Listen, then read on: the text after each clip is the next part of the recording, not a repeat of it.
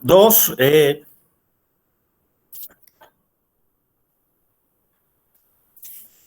otro asunto de que conoce la justicia ordinaria laboral es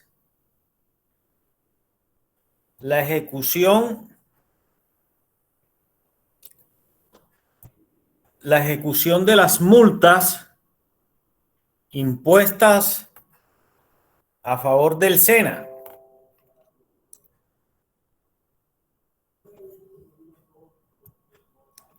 por incumplimiento de las cuotas establecidas sobre el número de aprendices de conformidad con el numeral 13 de la ley 119 de 1994. Esa ley dice que cada empresa debe tener un número de aprendices y que la empresa que no tenga ese número de aprendices se hará acreedora a una multa que se impone a favor del SENA. Esa multa la impone, esa multa, eso lo contempla el artículo 33 de la ley 789 del año 2002, que estableció una cuota de aprendices en un aprendiz por cada 20 trabajadores. Profe, disculpe, ¿me puede ¿sí? repetir la ley, por favor? El artículo 33 de la ley, ¿qué? De la ley 789 de 2002.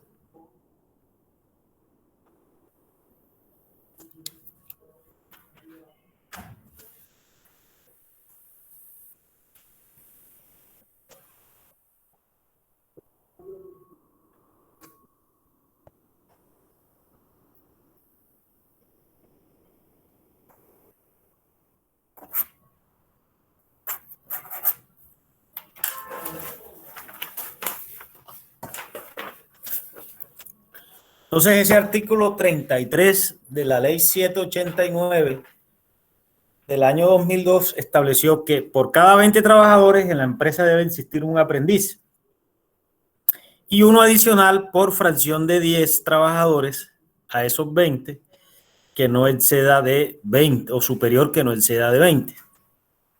Entonces, de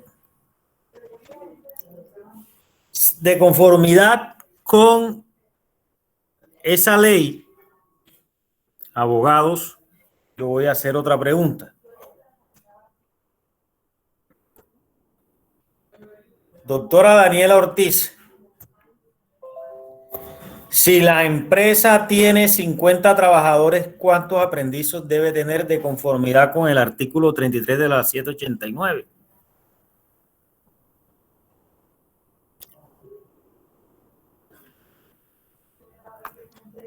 Ya le digo, profe.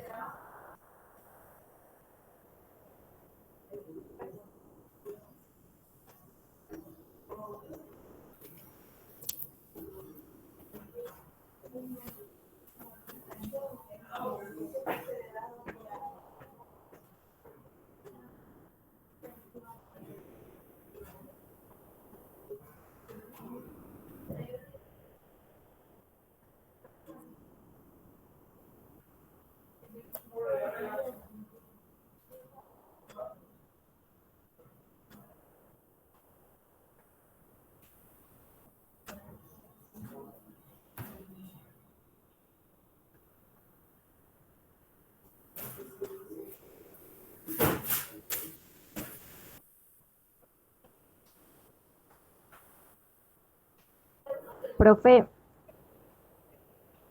¿es el artículo 13 numeral 8 de la ley 119 o de la 789?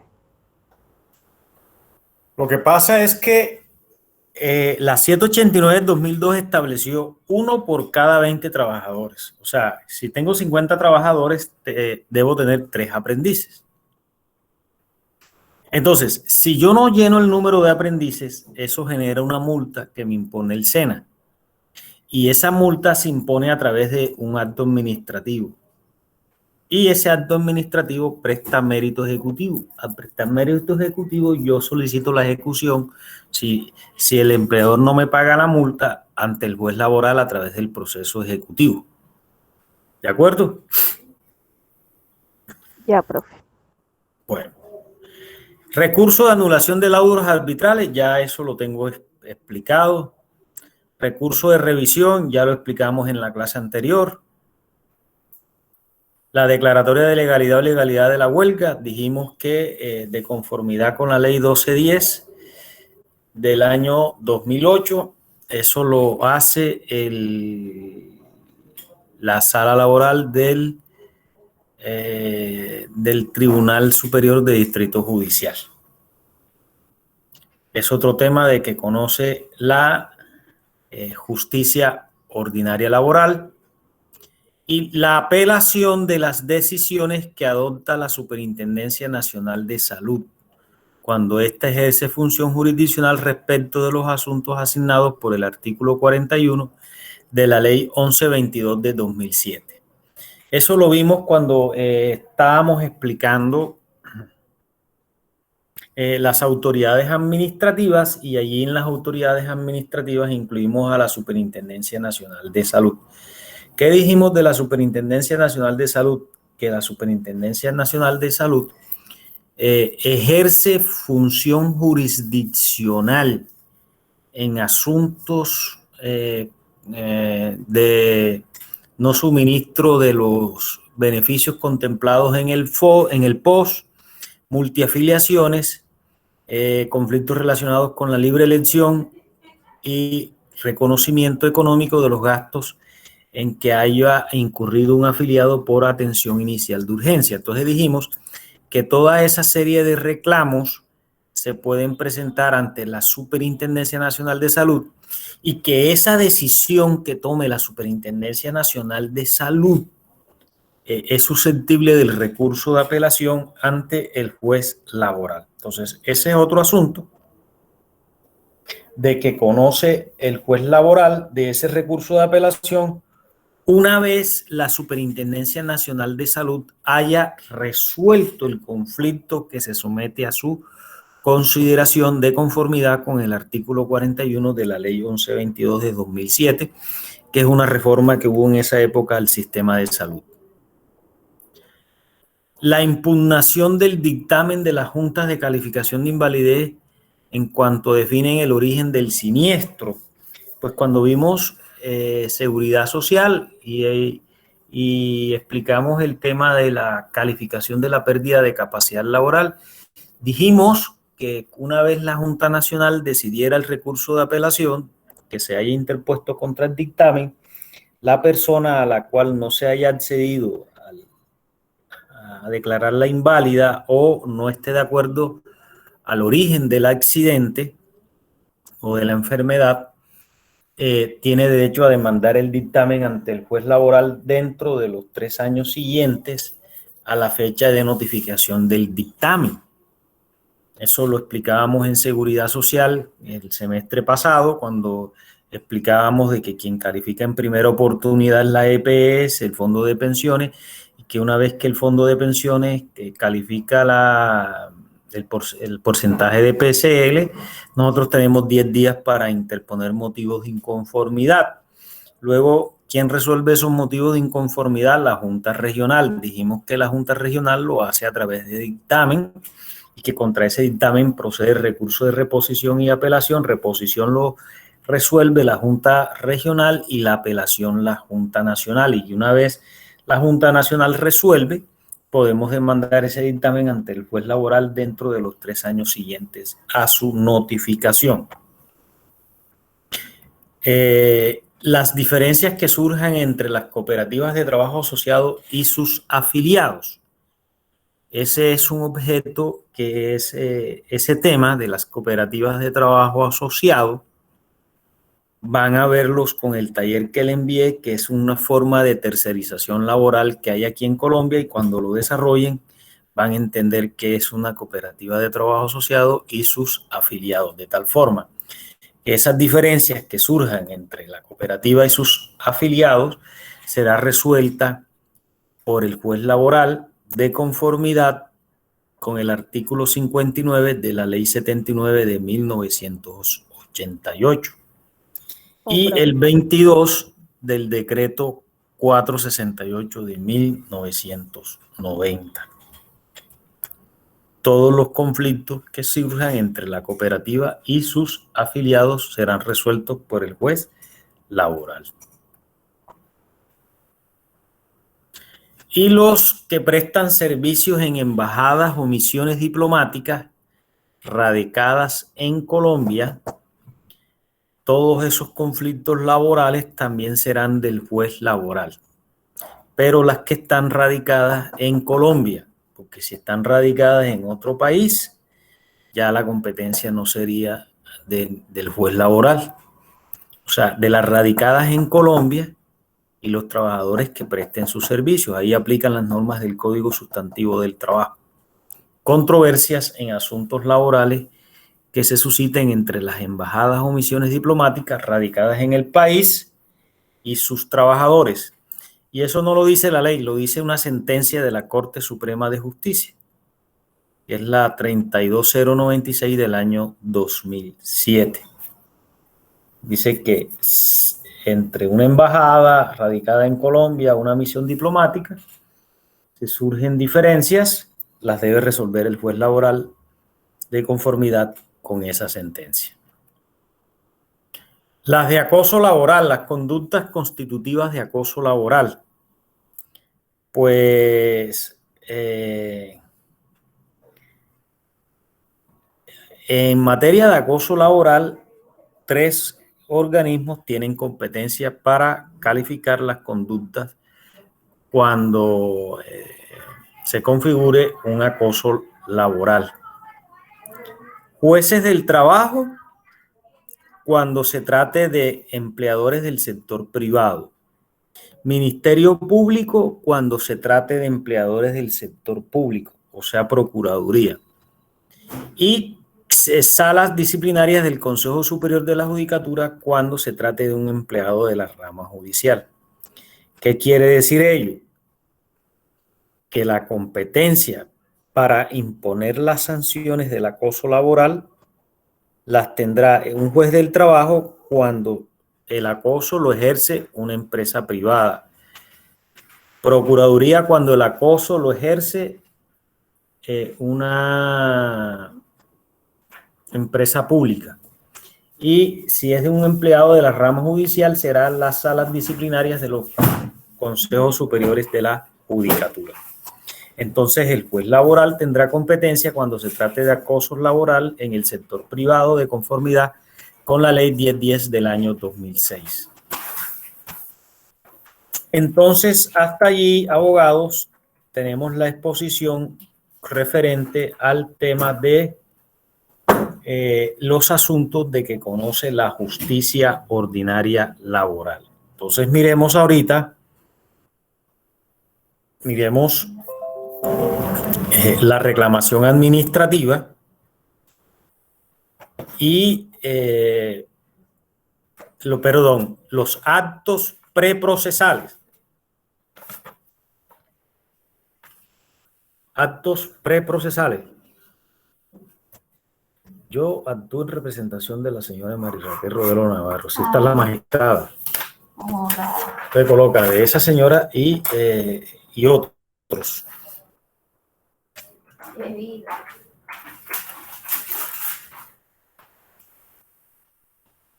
¿Hay alguna pregunta hasta aquí sobre los temas de asuntos de que conoce la justicia ordinaria laboral? Profe, Dígame. yo le iba a pedir que me hiciera el favor de repetir la parte que habló acerca de los motivos de inconformidad, porque acá está un practicante de motocross aficionado y no alcancé a entenderle esa parte. No te escuché bien. Tienes que hablarme duro. que me haga el favor de repetir los motivos de inconformidad que estaba diciendo, porque no alcancé a entenderle debido a un ruido que había por acá. Pero motivos de inconformidad frente al dictamen de la calificación de la pérdida de capacidad laboral. Sí, algo que estaba diciendo de unas A ver, salas. yo el semestre pasado les enseñé a ustedes que la pérdida de la capacidad laboral se produce por un accidente o una enfermedad. Y que esa pérdida de capacidad laboral la califica en primera oportunidad de conformidad con el artículo 149 del decreto ley 12, perdón, decreto ley, ¿cómo es el antitrámite de la 149 de la pérdida de capacidad laboral? El decreto ley 12. El decreto de la Junta, ¿eh?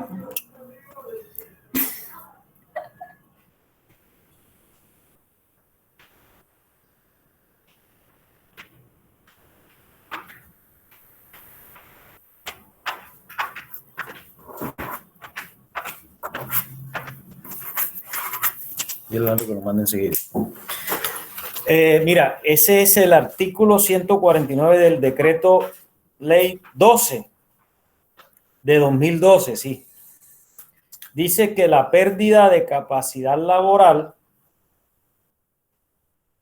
la califica en primera oportunidad la EPS, el fondo de pensiones,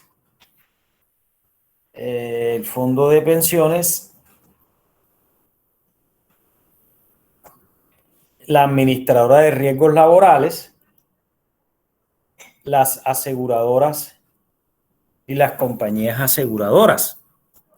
Y que quien califica esa pérdida de capacidad laboral tiene 10 días hábiles, perdón, la persona a quien le califican esa pérdida de capacidad laboral, en el evento de no estar de acuerdo con la calificación, tiene 10 días hábiles para presentar motivos de inconformidad. Esos motivos de inconformidad los resuelve la Junta Regional de Calificación de Invalidez.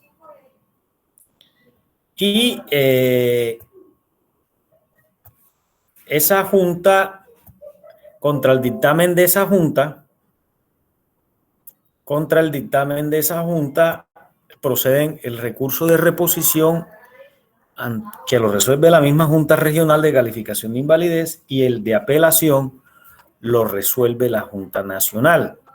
Entonces, he dicho que contra ese dictamen de la Junta Nacional es pertinente, si es desfavorable a nuestros intereses, presentar una demanda ordinaria ante el juez laboral dentro de los 3 años siguientes a su notificación. Porque es que la calificación de la pérdida de capacidad aquí en Colombia, de la capacidad laboral, eso es un proceso, ¿no? Que tiene unas instancias, pero la última instancia es el juez laboral de conformidad con el artículo 2 del Código. Yo no sé si me expliqué, eso fue objeto de explicación en el semestre pasado, ¿no? Sí, profe, ya, solamente que me hacía falta captar una parte. Bueno, entonces vamos a mirar ahora actividades preprocesales. Las actividades extraprocesales son de 3 clases. ¿Sí ven la presentación? ¿Sí o no? Bueno. Por un lado tenemos la conciliación extraprocesal, tenemos la reclamación administrativa y las diligencias preliminares. Se entiende por actividad preprocesal aquella actuación que debe ser cumplida por las partes de manera voluntaria u obligatoria antes de acudir al juez laboral en ejercicio del derecho de acción. ¿Qué quiere decir? Vamos a mirar de esas 3 actividades preprocesales cuáles son voluntarias y cuáles son obligatorias. y cuáles se convierten en factores de competencia en materia laboral.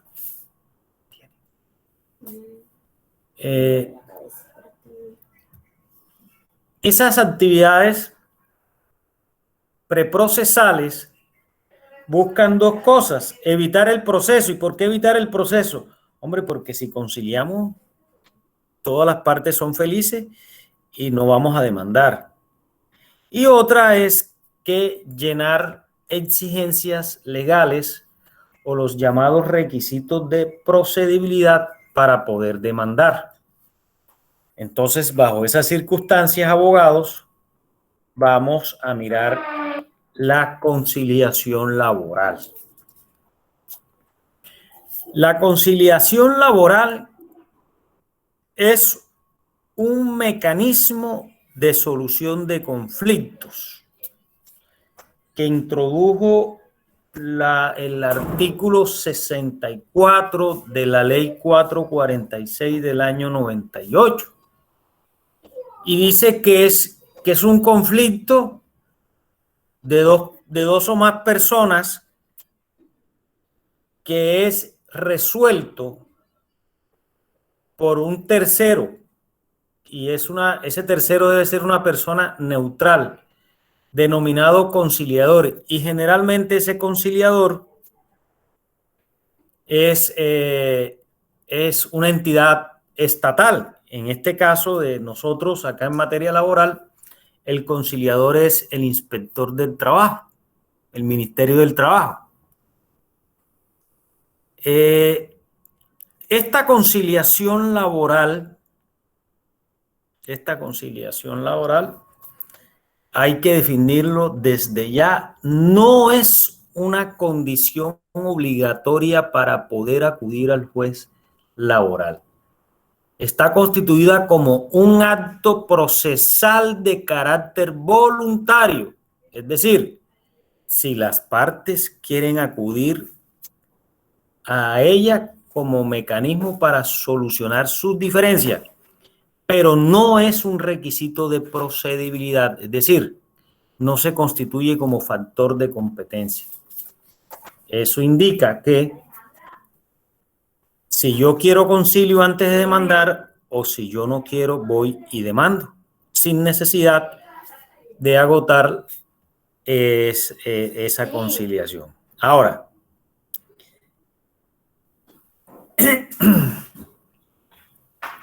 la conciliación tiene las siguientes características.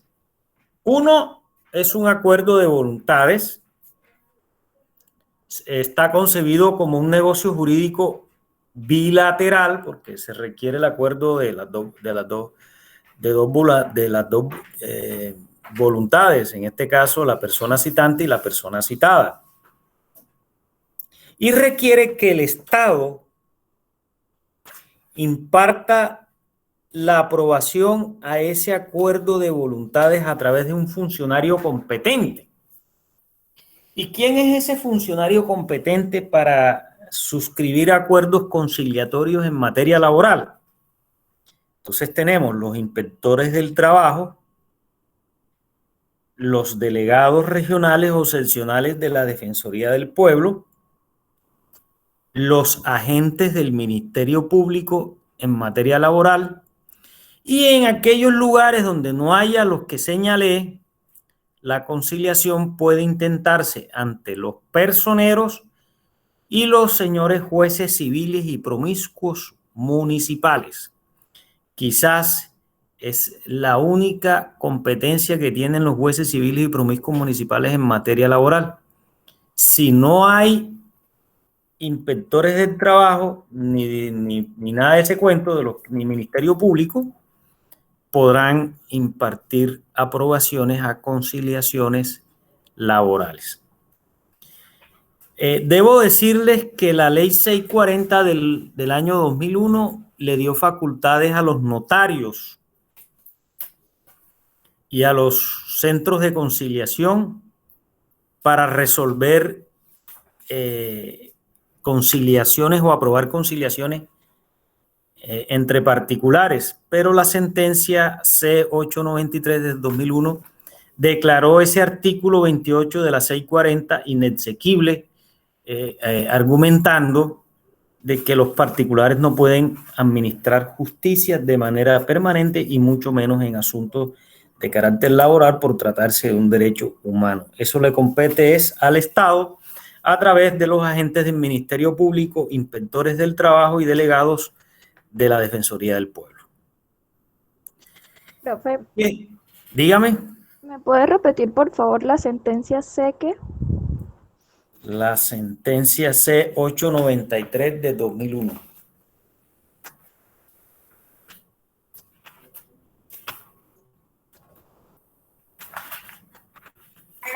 Buenas tardes. Ahora, la conciliación, al ser un negocio jurídico, ese negocio jurídico debe cumplir con unos elementos de validez y existencia, y son los señalados por el artículo 1502 del Código Civil, que son capacidad de las partes. Pero aquí hay que decir lo siguiente. Acuérdense que los menores de 14, perdón, los mayores de 14 y hasta los 18 años pueden suscribir contratos de trabajo en materia laboral, siempre y cuando exista aprobación de sus representantes legales o de la primera autoridad administrativa donde resida.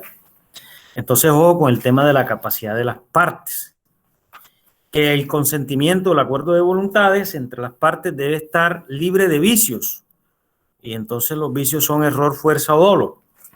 Y que sobre la conciliación debe versar sobre objeto y causa lícitos.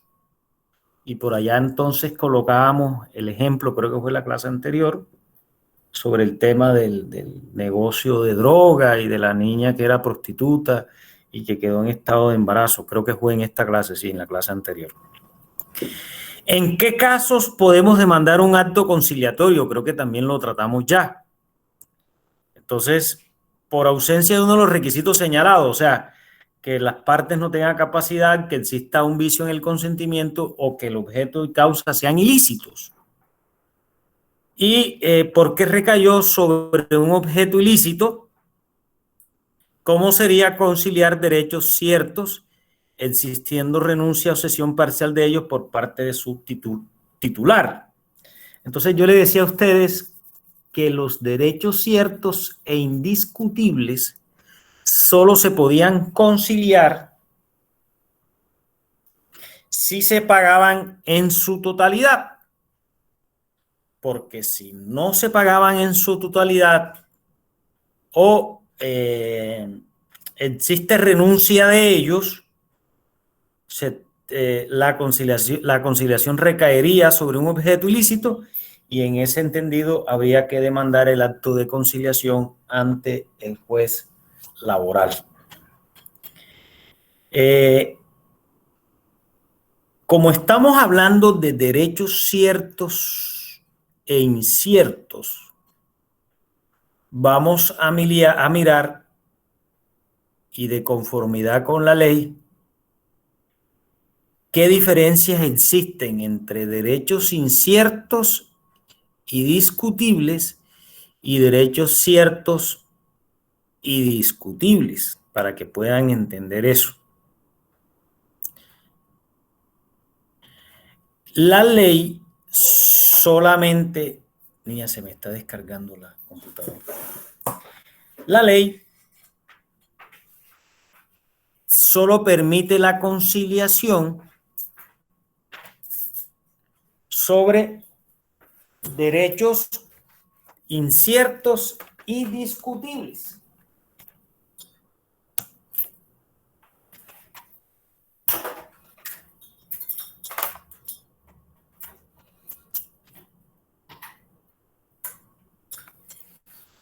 Entonces,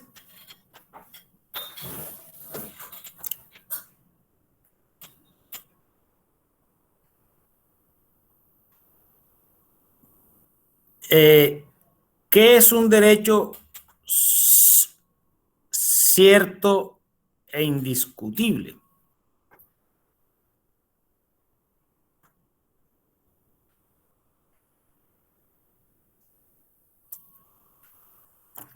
Estamos frente a un derecho cierto e indiscutible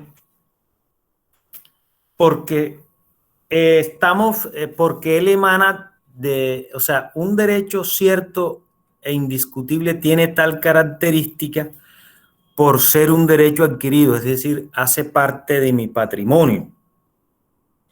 Y es cierto e indiscutible cuando éste tiene fundamento probatorio. Es decir, el titular está en condiciones de demostrarlo. Y un derecho es incierto y discutible, como por ejemplo, cuando el titular no tiene forma de demostrarlo. Entonces, voy a colocar ejemplos. Si yo voy a la oficina del trabajo y llevo el contrato de trabajo, que es un contrato de trabajo a término indefinido, y reclamo pago de prestaciones sociales desde la fecha del ingreso hasta la fecha del despido, porque el empleador no me los ha pagado, estamos frente a un derecho cierto o incierto, por lo tanto, discutible o indiscutible, ¿será objeto de conciliación o no será objeto de conciliación? Los escucho. Profe, ¿puede repetir, por favor? Si yo voy a la oficina del trabajo y llevo como fundamento el contrato de trabajo a término fijo, a término indefinido que suscribí con el empleador, y lo cito para que me pague prestaciones sociales como cesantías, intereses, primas, dotaciones, etcétera, etcétera, etcétera, estamos frente a un derecho cierto, indiscutible o incierto y discutible y por lo tanto objeto de conciliación.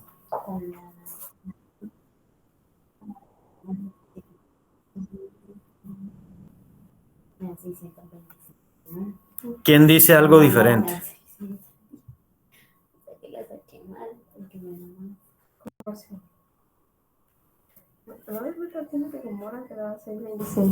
Yo creo que es un derecho cierto e indiscutible, porque estamos hablando de un derecho adquirido.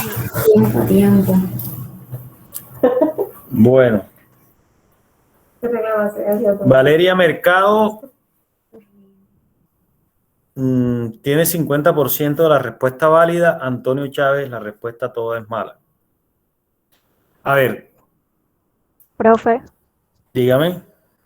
yo respaldo la posición de mi compañera en el sentido de que sea cierto e indiscutible, porque además de ser un derecho adquirido, o sea, tiene fundamento probatorio. Él lleva el contrato y eso es algo que vamos a poder probar. Es correcto. Esa es la respuesta correcta. ¿Qué quiere decir? Acabo de decir que estamos frente a un derecho cierto e indiscutible cuando tiene fundamento probatorio y incierto y discutible cuando no hay forma de probarlo. Entonces, es la palabra del empleador contra la mía y es la mía contra el empleador. Entonces, ¿qué sucede?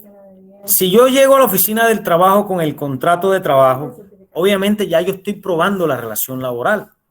Y si yo estoy probando la relación laboral con ese contrato, que sería el fundamento probatorio del derecho, y si estoy probando la relación laboral, por ende yo tengo derecho al pago de prestaciones sociales.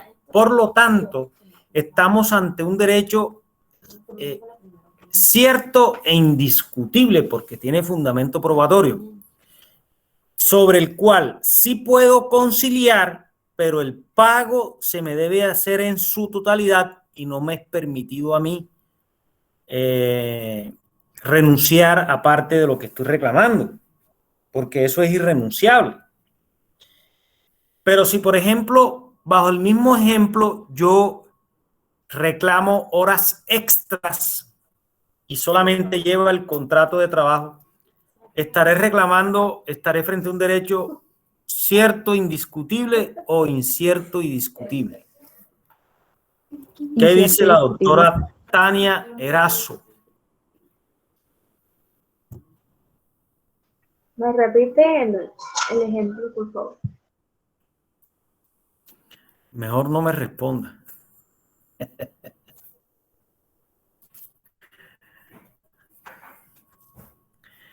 En el mismo ejemplo, Tania,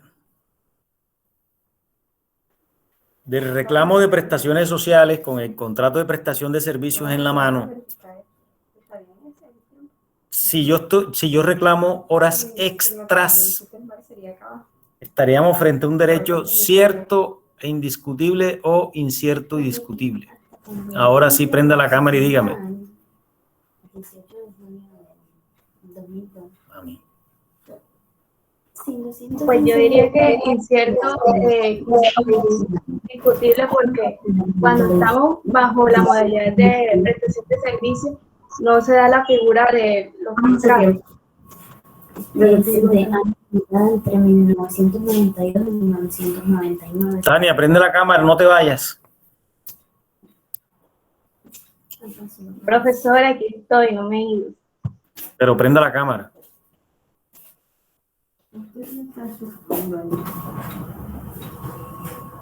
Prenda la cámara, doctora Tania. Yo a usted la he visto muy desconcentrada hoy. ¿Qué le pasa? Yo no le he hablado a usted de contratos de prestación de servicios. En los contratos de prestación de servicios no hay horas extras, a menos que hablemos de principio de primacía de la realidad sobre las formas. Yo dije que estábamos frente a un contrato de trabajo a término indefinido, que el trabajador se acercó a reclamar prestaciones sociales y horas extras.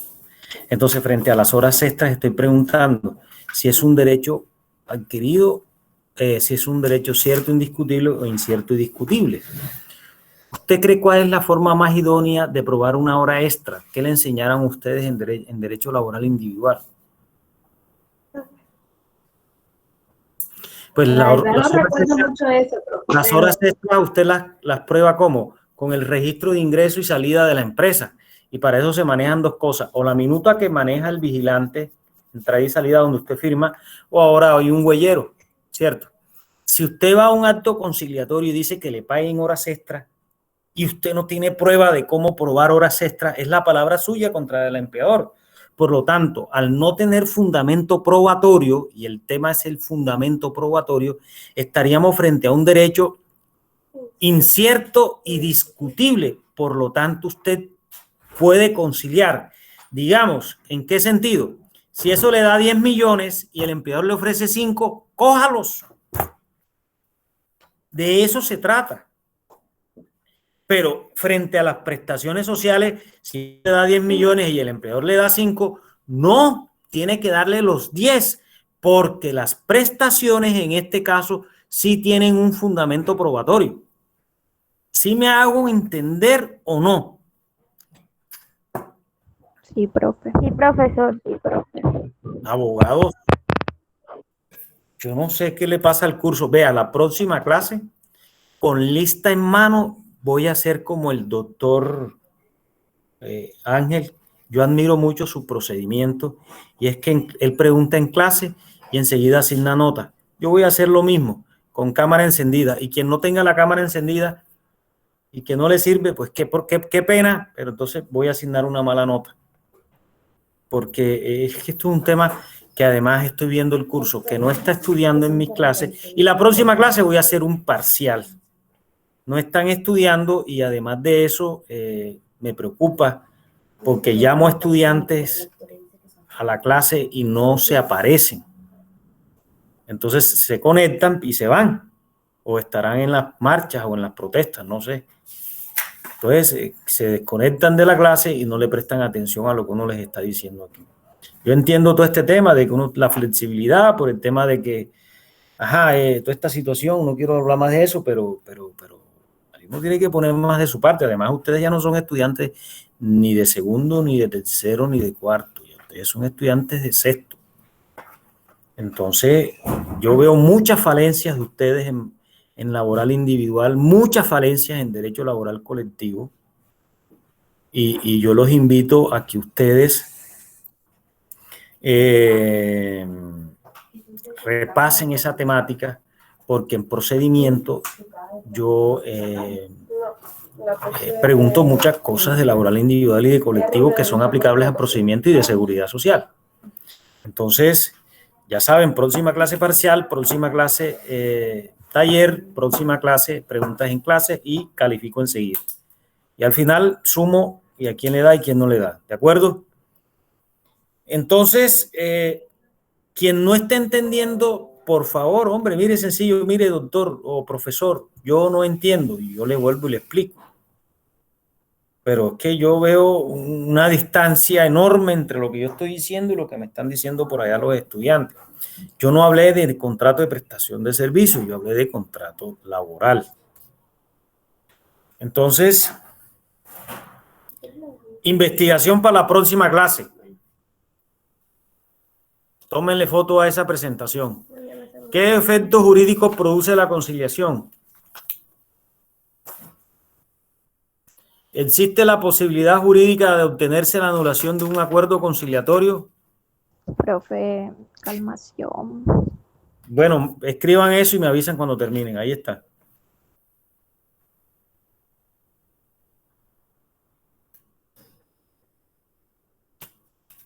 ¿Me puede por favor repetir las preguntas? ¿Y usted no ve la diapositiva? Pues la estoy... Ah, están ahí. Profe, que está una diapositiva que habla de los derechos ciertos e inciertos, no se ha pasado a la otra. Sí, por eso le digo, porque no hubo pregunta. ¿Cómo? Mire, ya yo expliqué eso. Ahí está la presentación de la investigación. ¿Qué efectos jurídicos produce la conciliación? Profe, Yo la sigo viendo la misma diapositiva de que sale es conciliación la de laboral. los derechos ciertos e inciertos. Pero ya yo la pasé. Ahora Pero sí. acá no se ha pasado. Yo sigo viendo la misma. Yo también, profesor. Sí, yo, mire, Sí, les la misma. voy a mandar la prueba de que la tengo acá montada. Mira, ve, espérate. Mejor mándela al grupo. Vas a salir, Andrea. Ya, ahí se las mandé. Ahora sí. Bueno, yo mandé. ¿Sí la miraron?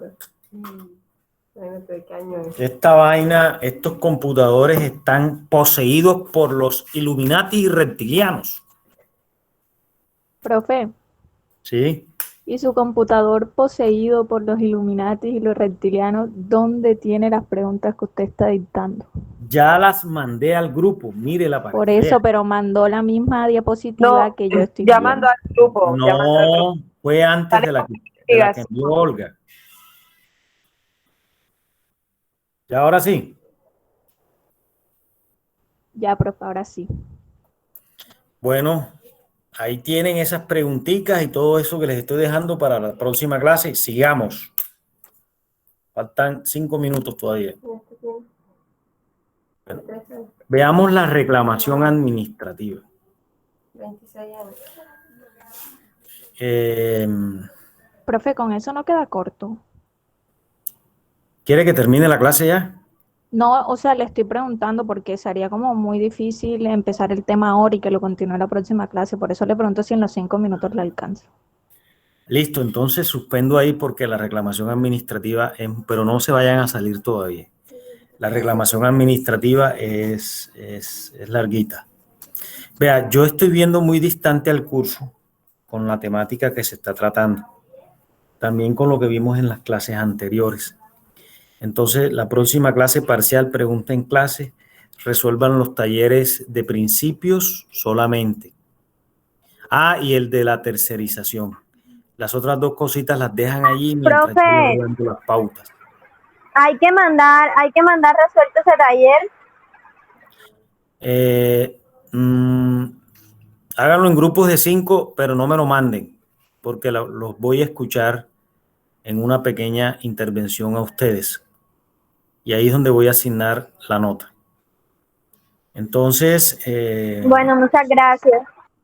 ¿alguna pregunta hasta aquí? No me han dicho cuándo vamos a recuperar las 9 horas que debo. La secretaria no Profe. me ha dicho nada. O sea, sí me dijo, pero no se han puesto de acuerdo ustedes. Bueno, Porque ahora un sí. día- No, porque Un día queremos pueden y saber, el otro no. queremos saber su horario laboral y su disposición, porque de nada nos sirve a nosotros acordar si usted no puede. Por eso le escribí. ¿Puedo lunes? Lunes y viernes. ¿En qué horario? Tardes. Viernes, profe. No, ustedes se colocan de acuerdo y me dicen. Bueno, yo hablo con ellos y le digo hoy enseguida. Bueno, felicidades a todos, que estén muy bien y por favor estudien.